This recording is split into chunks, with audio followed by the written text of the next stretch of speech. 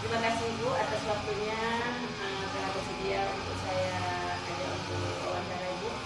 Jadi saya ingin menggali lebih dalam untuk pembuatan tesis saya, tesis saya. Saya ingin menanyakan beberapa pertanyaan. Ini terkait dengan inovasi dan strategi pelajaran yang telah diterapkan di kelas Ibu. Ibu sudah siap? Pertanyaan pertama ya Bu ya. Ini terkait dengan inovasi pelajaran. Jadi menurut Ibu ini, saya diceritakan tentang pengalaman Ibu mengajar PAI di sekolah ini dan bagaimana Ibu mempersiapkan materi pelajaran.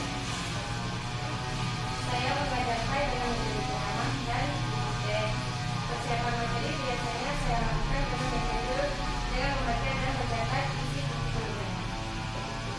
Baik Ibu, terkait dengan kreativitas dalam mengajar ya.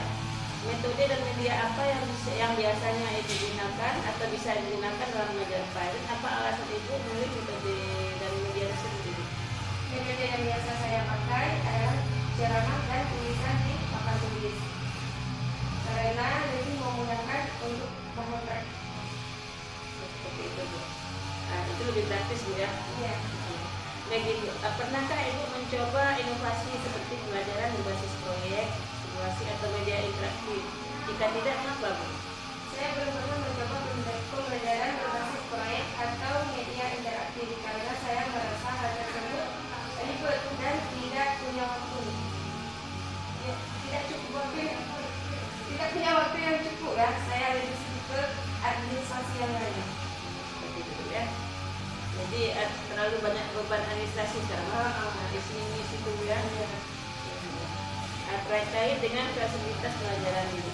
Bagaimana itu menyesuaikan pelajaran dengan perbedaan kemampuan dan gaya belajar siswa? Saya mengajar sesuai jadwal dan materi yang sudah ditentukan. Tanpa biasanya khusus untuk gaya belajar siswa. Jadi Ibu nggak ada ini ya, misalnya mengajarnya terus ya, misalnya jadwal belajar Ibu tanpa Ibu lihat siswa ini kebutuhannya apa, gaya belajar bagaimana, itu tidak ada Bu ya. Baik, terima kasih. Selanjutnya Ibu, apakah Ibu melakukan asesmen diagnostik sebelum memulai pelajaran? Jika tidak, Bu, apa kendalanya Bu? Saya tidak melakukan asesmen diagnostik karena tidak ada waktu dalam bentuk biasa. Lebih ke banyak hal-hal yang lain seperti administrasi. Banyak bebannya Bu ya.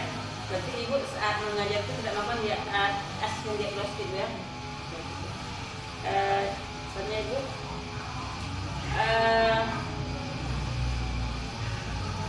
Ibu, apakah kendala utama dalam menerapkan metode yang fleksibel dan adaptif? Kendala utama adalah keterbatasan waktu dan kompetisi dalam menerapkan metode yang lebih fleksibel.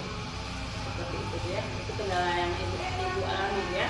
Baik, dengan pada materi kolaboratif dalam pelajaran. Apakah Ibu sering melakukan kolaborasi dengan guru lain atau melibatkan siswa dalam kegiatan kelompok atau diskusi? Dan apa kendala yang Ibu temui dalam menerapkan pembelajaran kolaboratif? Saya jarang berkolaborasi dengan guru lain karena waktu yang terbatas. Seperti yang sudah saya bilang tadi. Seperti itu. Terima kasih. Selanjutnya Bu, apakah Ibu pernah mendapatkan pelatihan untuk mengembangkan pembelajaran kolaboratif? Belum ada pelatihan khusus atau pengalaman pembelajaran kolaboratif. Jadi untuk penggunaan teknologi ini ya, saya ingin tahu sejauh mana Ibu memanfaatkan teknologi misalnya seperti video, aplikasi edukasi dan pelajaran PAI. Saya belum pernah menggunakan teknologi dalam pembelajaran karena keterbatasan kemampuan komputer dan kurangnya pelatihan. Berarti Ibu masih sudah sedikit secara Saya sendiri sudah bukan sedikit ya. Seperti itu. Jadi apakah Ibu pernah mendapatkan pelatihan penggunaan teknologi dalam pembelajaran? sekolah juga punya keterbatasan fasilitas seperti kurangnya sinyal wifi dan jaringan-jaringan yang lain. Tapi sudah pernah juga pelatihan? Sudah ada. Cuma Ibu aja masih kurang menguasai komputer ya. Tapi sekolah sudah pernah buat sekali. Nanti bisa dicoba lagi ya. Baik, terkait dengan dampak pelajaran terhadap kompetensi kognitif siswa. Bagaimana Ibu mengukur pemahaman dan kemampuan berpikir kritis siswa dalam PAI? Dan penilaian yang Ibu lakukan lebih menekankan hafalan atau konsep? Mengapa, Bu? Penilaian saya selama ini lebih mengutamakan hafalan karena itulah yang menjadi acuan ujian nasional. Baik, apa yang Ibu harapkan agar siswa lebih memahami dan mengaplikasikan pelajaran PAI dalam kehidupan sehari-hari? Saya berharap siswa diajari bagaimana mengaplikasikan pelajaran agama Islam dalam kehidupan sehari-hari, tapi saya belum tahu caranya. Baik Ibu, selanjutnya Ibu, terkait dengan kontekstualisasi materi pelajaran, bagaimana mengaitkan materi PAI dengan konteks lokal atau isu kekinian, dan apa kesulitan yang Ibu hadapi dalam membuat materi yang lebih relevan bagi siswa? Saya kurang mampu mengaitkan materi dengan konteks lokal atau isu kekinian karena keterbatasan pengetahuan dan bahan ajar yang tersedia. Baik Ibu, selanjutnya saya akan menanyakan terkait dengan strategi pembelajaran itu.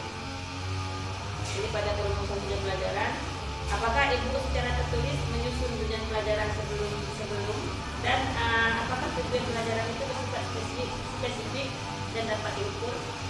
Biasanya saya tidak menentukan tujuan pembelajaran secara spesifik. Tujuan yang saya sampaikan kepada siswa masih umum, seperti memahami dan mengerjakan. Baik, selanjutnya Ibu, metode apa yang paling sering Ibu gunakan dan mengapa, Bu?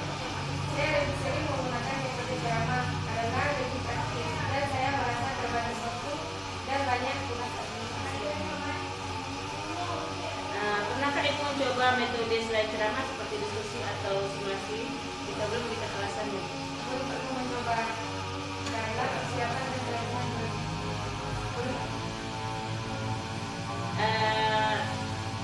Selanjutnya Ibu, apakah Ibu menerapkan langkah pelajaran yang terstruktur dan langkah pembelajaran yang terstruktur kan ya, pertama pendahuluan, kemudian inti, kemudian penutup. Apakah Ibu menerapkan seperti itu? Kadang-kadang saya langsung masuk ke materi tanpa apresiasi dan penutup. Tanpa apresiasi dan penutup karena waktu mepet dan banyak materi bertujuan. Jadi berarti nggak ada pendahuluan, langsung loncat aja gitu ke inti Ibu ya. Baik, selanjutnya Ibu, bagaimana cara Ibu mengaitkan materi sebelumnya dengan materi baru? Transisi antara materi tidak pernah saya jelaskan dengan baik. Jadi main loncat aja ke intinya Bu ya. Jadi nggak ada Ibu baikkan ini awalnya ini kaitan dengan materi yang baru, nggak ada Bu ya. Nggak susah ya. Baik Ibu, selanjutnya Ibu, bagaimana Ibu mengatur agar siswa dapat berpartisipasi aktif dalam pembelajaran? Dan apakah Ibu merasa khawatir kelas menjadi tidak terkendali jika siswa terlalu aktif? Saya khawatir kelas menjadi ribut jika terlalu banyak diskusi atau saya jawab. Jadi saya lebih pilih ceramah agar kelas lebih aktif. Selanjutnya Ibu, pada penilaian dan evaluasi. Menurut Ibu ini metode penilaian apa yang biasa Ibu lakukan, dan apakah Ibu menerapkan penilaian formatif, portofolio atau asesmen literatif?